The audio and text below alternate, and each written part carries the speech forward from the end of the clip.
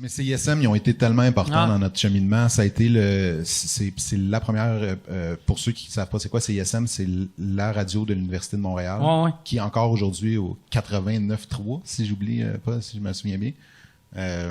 C'est encore un truc qui, tu sais, ils sont encore super importants là, dans le profil musical. Puis ça a été les premiers à nous jouer. Puis, tu sais, aujourd'hui, si un band comme, je sais pas, Bon Enfant sort un truc, ça joue à CISM, l'impact pour eux, je sais pas à quel point il est différent qu'il a été pour nous, mais c'est, tu sais, la différence entre faire l'hémisphère gauche plein puis l'hémisphère gauche vide, même si c'est 90 personnes, c'est 100% de ton monde pour un band. Ouais. Fait qu'encore aujourd'hui, c'est super important pour les bands qui commencent à jouer à CISM, c'est la différence entre vendre 0 ticket puis 45 tickets dans ton premier show. T'sais. Puis nous autres, ça a été ça. Fait qu'on a commencé à jouer à CISM, c'était genre du jour au lendemain, on pouvait juste le remplir sold out une salle. En c'était plus, 90, vous autres, mais c'était plein pareil. Vous viviez encore à Sherbrooke à cette époque-là. Ah, t'es carré de la 10. Partir de Sherbrooke, puis après arriver à Montréal, même si t'es juste plein dans 45 places, il y a de quoi de magique que tu avec fais. Avec absolument pas les moyens de dormir à l'hôtel. Juste dire qu'on était vide à Sherbrooke, par exemple. Genre, les gens venaient pas nous voir à Sherbrooke parce qu'on habitait à Sherbrooke. Là. C'est vrai? Non, c'était comme... Les gens venaient nous voir plus à Montréal. Mais moi, on n'était pas une fierté locale du tout. On venait pas de là. C'est pour ça qu'à cette heure, tu sais, quand on parle de vous autres, on dit jamais Sherbrooke, on dit tout le temps Drummond. On est des gars de Drummond à la base. Mais ça, est-ce que vous avez juste inventé ça pour renier Sherbrooke, pour faire fuck you Sherbrooke? On a été là 3 ans. Renier, vous allez voir. On vient de Drummond à cette heure.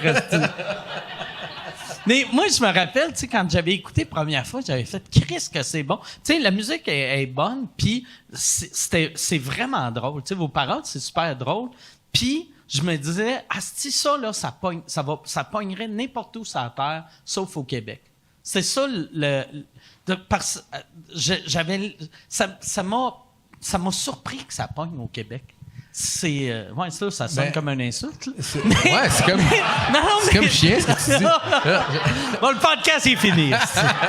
Je comprends ce que tu veux dire pour vrai. C'était cette manière-là d'écrire. Puis moi, tu sais, j'ai l'impression des fois que je peux en parler un peu de l'extérieur parce que Simon écrit paroles et musique, paroles à 100%, musique, on contribue jusqu'à un certain niveau, mais la personne qui écrit les tunes, c'est Simon. Fait que je le vois quand même avec un certain recul, tu sais. Puis je comprends ce que tu veux dire parce que j'avais la même impression aussi quand nous on commençait. J'étais comme, man, je pense que notre shit il est pas pire pour vrai, mais je suis pas sûr que ça se peut ici. T'sais. Ça sonnait pas ce qu'on entendait à radio au Québec. C'était tellement pas ça. Tout ce qui était québécois qui jouait à Musique Plus à l'époque. Puis j'ai l'impression que Musique Plus vous a vraiment... Tu sais, il y a quelqu'un à Musique Plus qui a capoté sur vous autres. Puis, tu sais, Hawaïenne jouait 900 fois par jour. Mais j'ai l'impression qu'il y avait une importance d'avoir un support visuel au truc pour comprendre que c'est une joke, mais pas tant que ça. Tu sais, de comprendre un peu comme l'équilibre qu'il y avait entre non, on fait de la musique pour vrai, mais tu sais, oui, c'est cave, mais c'est peut-être pas tant que ça. J'ai l'impression que le support visuel a aidé avec Musique Plus. Est-ce que vous avez eu un moment donné penser à ça, de faire, soit on enlève, tu sais, je te parle au début, là, soit on enlève un peu de musique, ou tu sais, qu'on pousse plus l'humour, ou qu'on enlève de l'humour puis on pousse plus la musique? Ben, tu sais, c'est un peu venu par la force des choses, parce qu'au départ, on était c'était comme au début, là, le premier show, là, c'était un hommage à Paul et Paul. C'était ça c'était ça. On faisait 6 chansons de Paul et Paul, puis genre 6 chansons qu'on avait écrites. Mais on était 2 gars sur le stage, juste Olivier puis moi, puis genre on faisait des jokes, puis c'était comme improvisé, mais c'était très, très absurde. C'était-tu en costume? Non.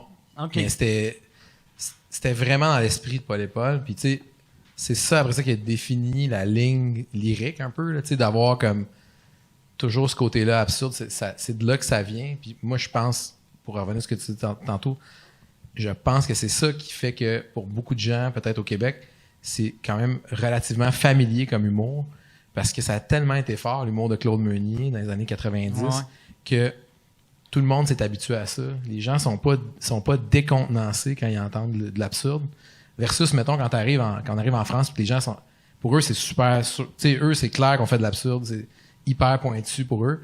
Pour les gens ici, on fait juste des jokes, tu sais. Mais l'idée, après ça, c'est que quand quand t'es entre amis, puis tu fais de la musique, puis là, tu te dis, hey, on va rendre les chansons meilleures, Mais là, finalement, c'est devenu plus un band de musique. C'était ça qu'on avait envie de faire aussi, c'était de la musique. Puis ça a fini par être original, tu sais, finalement, cette approche-là, d'avoir une approche de texte aussi off, là, tu sais, aussi pas pareil, puis d'avoir de la musique sur laquelle on travaillait vraiment. Ça, pour nous autres, c'était super le fun à faire, tu sais. C'était surtout ça nous motivait, puis c'est pour ça qu'on est allé dans cette voie-là. Tu sais. T'écris-tu paroles en premier ou musique en premier? Ça dépend, il n'y a pas d'ordre. Là. C'est vrai? OK, ouais, je pensais c'était comme... Non, il n'y a pas de recette. T'as pas de recette. Sinon, je la ferais tout le temps. Je suis pas capable. Non, ça l'aurait été magique. Mais moi, je vois Simon recette, travailler, par exemple, puis je peux te dire que c'est...